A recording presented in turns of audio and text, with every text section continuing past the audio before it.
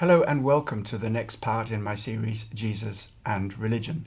This time we're talking about Jesus and morality. And we have to begin with this question.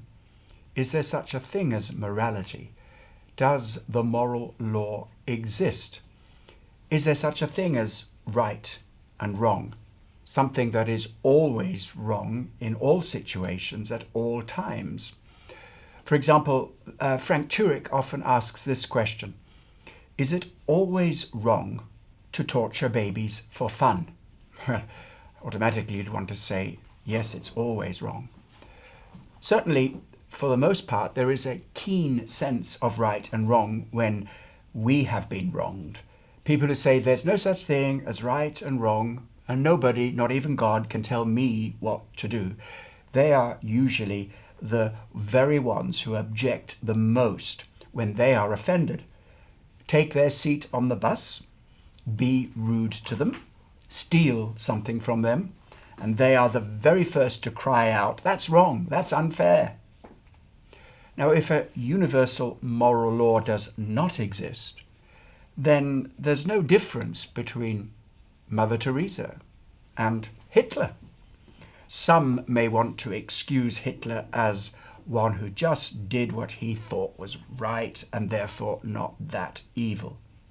Or others may accuse Mother Teresa of being motivated by selfish desires to appear good, holy, or saintly, and therefore the good that she did was not really that good. So Hitler was not wrong and Mother Teresa was not right. But there are good reasons to accept that universal moral values do exist. The moral law, a universal moral law, an inner knowing of right and wrong, natural law. We can call this conscience. Conscience exists. It is a real thing. Oh, it may be influenced by culture, by social identity, by personal preferences, circumstances, and our mental state, as in the legal plea of diminished responsibility. But conscience, though fallible and inconsistent, does exist. And in turn, it points to the existence of a universal moral law, and therefore a moral lawgiver. C.S. Lewis, in his journey from atheism to Christian faith, spoke of his experience in mere Christianity. He said, "My argument against God was that the universe seemed so cruel and unjust. But how had I got this idea of just and unjust? A man does not call a line crooked unless he has some idea of a straight line. Thus, in the very act of trying to prove that God did not exist, in other words, that the whole of reality was senseless, I found I was forced to assume that one part of reality, namely my idea of justice, was full of sense. If the whole universe has no meaning, we should never have found out that it has no meaning. Just as if there were no light in the universe, and therefore no creatures with eyes, we should never have known it was dark.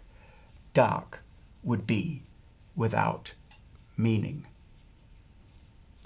If we're prepared to accept morality exists, then we also need to ask, where does it come from? According to biological evolutionists, the answer to that question is we're only dancing to the tune of our genes. There is no morality at all, not in any kind of real sense. But how can anyone be held to account if they are just dancing to the tune of their genes? You have to think more deeply than that. Where does the concept, justice, right and wrong, come from? Has it evolved in order to propagate and preserve our species? If so, morality as we know it is only a mechanism, a natural mechanism. And if that is so, it is not really morality as such. It's only survival, a form of self-preservation. One might even say selfishness. How is that morality at all? Perhaps we can accept that somehow morality is in the nature of things. But where do you go from there? That will depend on your understanding of ultimate reality, the ultimate nature of things. If you believe that this material world is all that there is, then you must believe that morality is only a description of human behavior and ultimately not meaningful. Only a matter of what is and not what it really ought to be. There is then no real moral imperative. Certainly no foundation for it in this worldview, as honest atheists do admit. Richard Dawkins, in his book River Out of Eden, says, "In a universe of blind forces and physical replication, some people are going to get hurt, others are going to get lucky. And you won't find any rhyme or reason in it, nor any justice. The universe we observe has precisely the properties we should expect if there is, at bottom, no design, no purpose, no evil and no good, nothing but blind, pitiless indifference, as that unhappy poet A.E. Housman put it. For nature, heartless, witless nature, will neither care nor know." DNA neither cares nor knows. DNA just is, and we dance to its tune. But does that really ring true to you? Many atheists are honest enough to admit that while they theoretically believe in an amoral universe, they find they cannot live like that in practice. And anyway, do you really believe that there is no difference between what is truly right and what is truly wrong?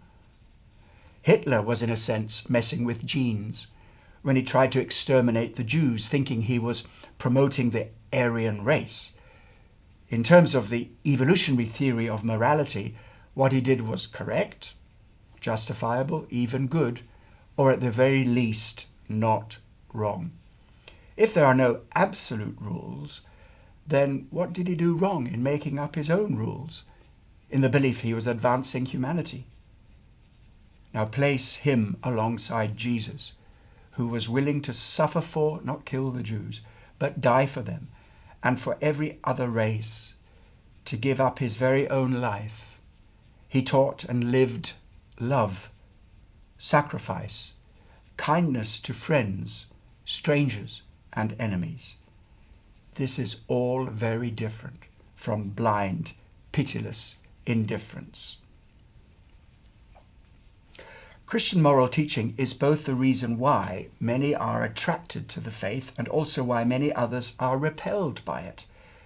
The attractive part is the generalized teaching of being kind, loving, respecting others, loving your neighbor as yourself, and so on.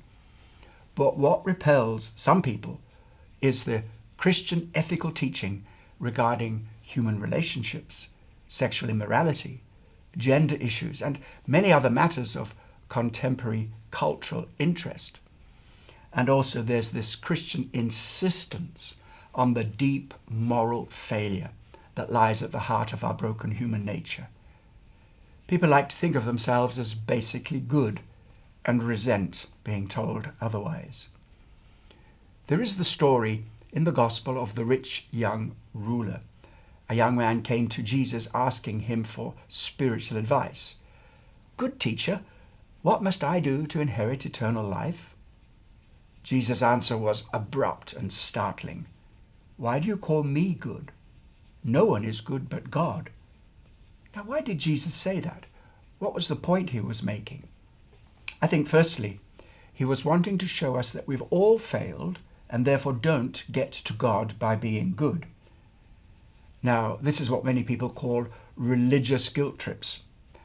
We've all heard the expression Catholic guilt, but you don't have to be Catholic to feel guilt. I'm sure most people will be honest enough to say that they have, at least at one point in their lives, probably more than once, or more accurately, frequently, disappointed themselves by their behavior. We all fall short of the higher morality that we instinctively set for ourselves. And at the very least, I doubt that there is one person on this planet, or anyone who has ever existed, who has not been disappointed, deeply disappointed by others by the way others have treated them. So we do have a problem. We are imperfect people living in an imperfect world, conducting ourselves, however much we try, imperfectly, relationally, socially, economically, ecologically, and morally. Much good exists in us and others, but we've got to face up to the fact that this world and everyone in it is basically flawed. Now, secondly, I think Jesus was wanting this young man to reconsider who he thought Jesus really was, that he was in fact not merely a good moral teacher, but also a savior, our Redeemer. How do you deal with moral failure? How do you deal with injustice? If morality exists, then justice exists. And if justice exists, there's going to have to be a payday, a day of justice. The only way that that's going to happen is if there is a God who must act and will act to bring justice. And when he does, where will we stand? For we have all failed. We all need redemption. To my mind, the only worldview that makes sense of all of this is the biblical Judeo-Christian worldview, an all-powerful God of justice, love, and redemption. All this comes together in the cross, where Jesus took upon himself the moral failure of us all, so that we all could be set free and live better lives. The golden rule is famous. Do to others what you'd have them do to you.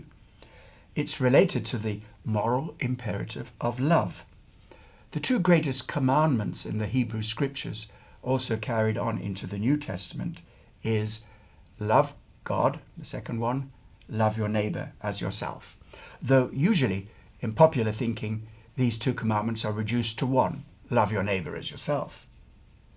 But love and what flows from it must be rooted in a certain form of transcendence, moving beyond myself to think of others.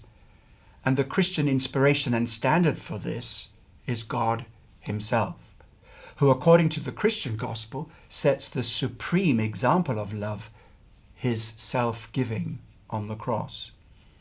If you think deeply about what is good, sooner or later you're going to have to think about God. At the end of the day, there is only one who is truly and completely good, and that's God. Our inspiration to be good comes from God, and the standard of what is good comes from God. Without God, there is no foundation for right and wrong, no way of knowing what it is, and no reason for it to exist in the first place. Without God, the golden rule, do to others what you'd have them do to you, actually makes no sense. Treat others the way you would like to be treated. It's a good and simple rule to follow, but why? To live in a better world so that we all get what we want?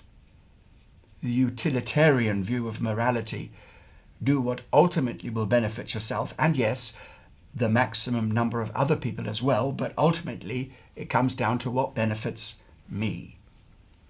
There are other ways, some might say better ways, of getting what you want. By force, control, manipulation. And what happens when your kindness to others isn't reciprocated? Injustice exists, evil exists. It's the bad boys who often get what they want. The good boys tend to get left behind. So if this really doesn't work, why do it? Why not take advantage of others before they can take advantage of you? As in a line from one of the characters in Amazon's adaptation of Tom Clancy's Jack Ryan novels, who says, Harry does what's best for Harry. That's all we're left with if we take God out of the equation. Why do something good unless it's the right thing to do, no matter what you get out of it, or however others respond back to you? And why do it unless you knew that in the end, justice will prevail, good will triumph over evil, And how can you know that or be confident enough to live that way unless there is an external element to it all? Unless there is a moral law and a moral law giver and a moral law governor who will bring justice in the end. And most important of all, how can we prepare ourselves for that day? Who will save us from ourselves? All honest talk about morality points us in this one direction. Good and evil do exist. We have all failed, and we all need redemption. Don't forget to check out the other episodes in the series Jesus and Religion. Please subscribe to my channel. If you like it, leave a comment, and also check out the other social media outlets in the description below. Look forward to hearing from you.